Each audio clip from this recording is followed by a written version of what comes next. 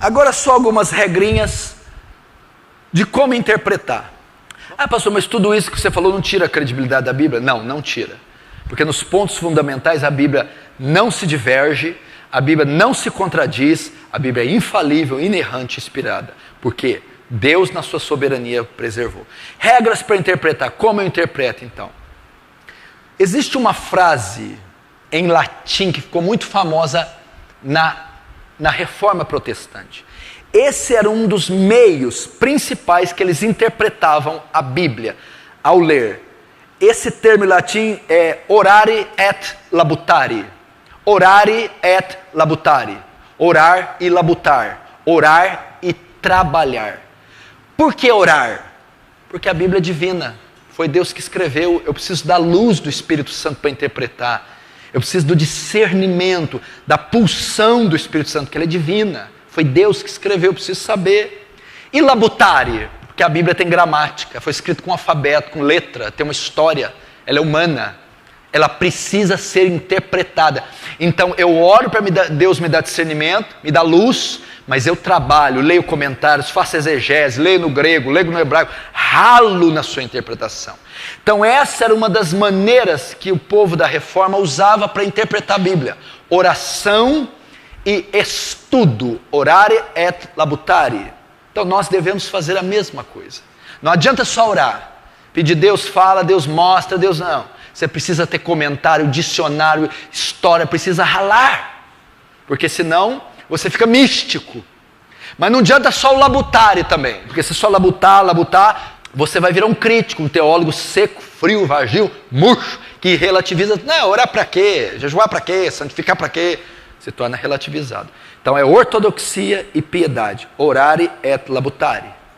Segundo, regras para interpretar. Primeiro, oração e estudo. Segundo, eu devo saber o tema, o enredo da Bíblia. Antes de ler, se eu ler com a perspectiva do tema central, eu vou ter uma interpretação mais próxima do que Deus quer falar. Então, antes de ler esse livro, qual é o tema principal? Qual é o enredo? Qual é a trama? Qual que é a espinha dorsal do livro? A mensagem central da Bíblia é a história da redenção. O que Deus faz pelo homem através da morte, sepultamento, ressurreição, ascensão e exaltação do seu Filho. Então eu leio Gênesis 1 até Apocalipse 22, sabendo que o enredo principal daquele livro, ele vai discorrer nas histórias, vai passar pelos profetas, vai chegar nos apóstolos, lá na ilha de Patmos, Cristo, Deus fazendo uma obra pelo seu povo através de Cristo. Assim você vai ler e interpretar de maneira correta à luz do tema principal. Terceiro, como interpretar, regras para interpretar a Bíblia. A Bíblia é a sua melhor intérprete. Esse aqui é fantástico, esse aqui é o que o urso gosta, não é? A Bíblia é o seu melhor intérprete. O que é isso? Textos mais fáceis interpretam textos mais difíceis. A Bíblia é só uma intérprete. Como assim? Pastor, é a pitonisa de Endor. É pitonisa. Viu Samuel, sabe? Todo mundo, é a pitonisa de Endor. O quê? Quem às vezes você nem conhece, né? Saul vai consultar uma feiticeira para invocar o espírito de Samuel. Samuel foi o último dos juízes. Juiz, profeta e sacerdote. Ele ministrava na época do reinado do primeiro rei, Saul. E o homem era dependente dele, Saul. Samuel morre. Saul, desesperado para buscar uma palavra, vai consultar uma adivinha, uma médium, uma bruxa. E ali, quem sobe lá, quem baixa lá, aparece Samuel. E a Bíblia diz, Samuel! Então, é um texto que dá margem para o espiritismo.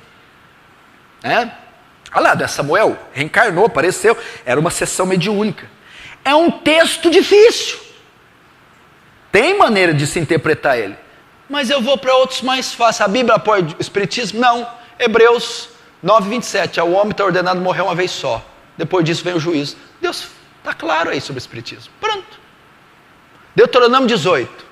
Não achará entre ti quem consulta os mortos, nem necromante, nem adivinho. Aquele que faz tal coisa para o Senhor é abominação. Pronto, Deus está falando que o Espiritismo é uma abominação. Textos mais fáceis. Textos que testificam clara. Porque a imagem, pastor. Porque a Maria. Não, tem textos claros. Então, a Bíblia é a sua melhor intérprete. Textos mais fáceis interpretam textos mais difíceis. Eu não preciso ficar ali pelejando com a pitonisa. Será que tem espiritismo? Não tem espiritismo? Tem outros textos que Jesus, que Deus, condena o espiritismo. Então, regras para interpretar. O Antigo Testamento é interpretado à luz do Novo Testamento. Como que você interpreta o Antigo Testamento? Você tem que ter o conceito do novo no seu coração. Por exemplo, no nosso conceito, para que serve sacrifício?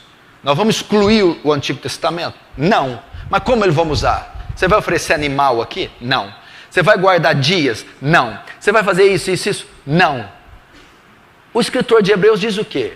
Que o Antigo Testamento, a lei cerimonial, os rituais eram sombras das coisas que iam vir. Eu interpreto o Antigo à luz da encarnação do Verbo, o Cordeiro Pascal, Cristo, o sacrifício sendo oferecido num espeto de madeira, a morte na cruz. As leis cerimoniais apontam para as leis morais do Novo Testamento. Então eu interpreto o Antigo à luz do Novo, né? Porque tem costumes, tem circunstâncias no Antigo Testamento que não são usadas. O escritor diz que entrou em caducidade, obsolescência, arquétipos, fim. A ordem levítica caiu no ano 70, quando o templo foi destruído por Tito, e agora é uma ordem segundo Melquisedeque. Então você interpreta o Antigo à luz do Novo, com a convergência toda na obra e na pessoa de Cristo e dos apóstolos. Então você lê assim. Estou terminando. Outra regra para interpretar a Bíblia: o texto quer dizer o que o autor quer dizer. Interessante isso, né? Os pentecostais, os carismáticos, por exemplo, falam coisas que não tem nada a ver. O que o texto quer dizer? O que o autor queria dizer. Então levo em conta o pano de fundo histórico. Por que Paulo pregou aquilo no Areópago? O Deus que fez o céu e a terra não é servido por mãos humanas, como necessitando de coisa alguma. E nem habita em templos feitos por mãos humanas. Dele vem o ar, respiração, nele nos movemos, estimos vivendo. O que o autor quer dizer? Eu vou tirar aquilo ali para criar uma doutrina? Não. Paulo está fazendo um discurso criacionista. Ele está indo no Areópago, ele está em Atenas, ele está na capital da idolatria, ele está no contexto greco-macedônio. Não se cria, não se tinha a ideia de um Deus, de uma religião monoteísta, de um Deus triuno. Paulo vai então, ele não vai dizer de Jesus, ele vai dizer da criação. Então eu vou saber o que o texto quer dizer, o que Paulo quis dizer. Ele vai provar para eles que existe um só Deus, é o Criador de todo o céu e da terra, e aí até chegar em Jesus. O sentido natural tem que ser preferido ao sentido figurado. Como é que é? Sempre quando você lê, você tem que ver o sentido literal, natural. Ele deve ser preferido. Por exemplo, quem não crê será jogado no inferno. Não, o inferno é figurado, não existe. Não, sempre opta pelo literal, pelo natural. Inferno é inferno. Só opta pelo sentido figurado quando for explícito. Eu sou a porta. Você não falou literal? Jesus é uma porta. Jesus não é uma porta, não tem maçaneta. É figurado. Ele está dizendo que ele é a maneira, ele é o método que eu chego a Deus, a porta. Mas sempre quando ler, opte pelo sentido natural. Por quê? Porque a nossa geração já estragou a interpretação. Os neopentecostais só interpretam no sentido figurado, tudo é figurado. Não, aqui pé não é pé, aqui vinho não é vinho, aqui Jesus não cansou, aqui não foi sangue que ele suou, é tudo figurado. Não, é natural, é literal. E último, o texto deve ser interpretado à luz do seu contexto. À luz do seu contexto. O que quer dizer isso? Texto sem contexto é pretexto para uma heresia. O que mais gera seita, engano? A pessoa está pregando, está evangelizando, está ensinando, está escrevendo livro, e ela está usando a Bíblia, mas um texto fora do seu contexto. O que é o contexto? Versículos anteriores e versículos posteriores ao texto vão definir o que o texto está dizendo. Então nunca traduza um texto fora do seu contexto. O que é o contexto? É assim, ó. João 3,16. Porque Deus amou o mundo de tal maneira. Qual que é o contexto? Quem falou esse texto? Jesus. Para quem falou? Nicodemos. Quem era Nicodemos? Um príncipe dos fariseus. Que época que foi? Aí você vai chegar na interpretação correta. Nunca interprete um texto fora do contexto. Por exemplo, um texto que muitos interpretam de forma errada. Hebreus 12,15. Que nem uma raiz de amargura brotando vos prive da graça de Deus, e vai. Está vendo? Você não cumprimentou o irmão, ele está com raiz de amargura. Está vendo? Você falou duro com o irmão, ele ficou com brotou a raizinha, cresceu e virou uma coisa que está causando bloqueio. Não é isso que o texto quer dizer, não tem nada a ver. Raiz de amargura lá é adorar outros deuses e achar que vai ter paz com Deus. Mas como você sabe disso? Por causa do contexto. O escritor de Hebreus era versado no Antigo Testamento. Ele conhecia muito da Torá. Ele usou um texto de Deuteronômio 29:18, que os israelitas estavam adorando outros deuses e esperando ter paz com Deus. Ou seja, o texto está falando de apostasia. Raiz de amargura é apostasia. Cuidado para não se desviar da verdade. Cuidado para não adorar outros deuses, achando que Deus vai aprovar. E muitos se contaminem. Aí vai dizer de Esaú, que trocou sua primogenitura por uma lentilha. O que tem a ver Esaú? Olha o contexto. Com raiz de amargura, de ficar ferido com o irmão. Está falando que Esaú apostatou.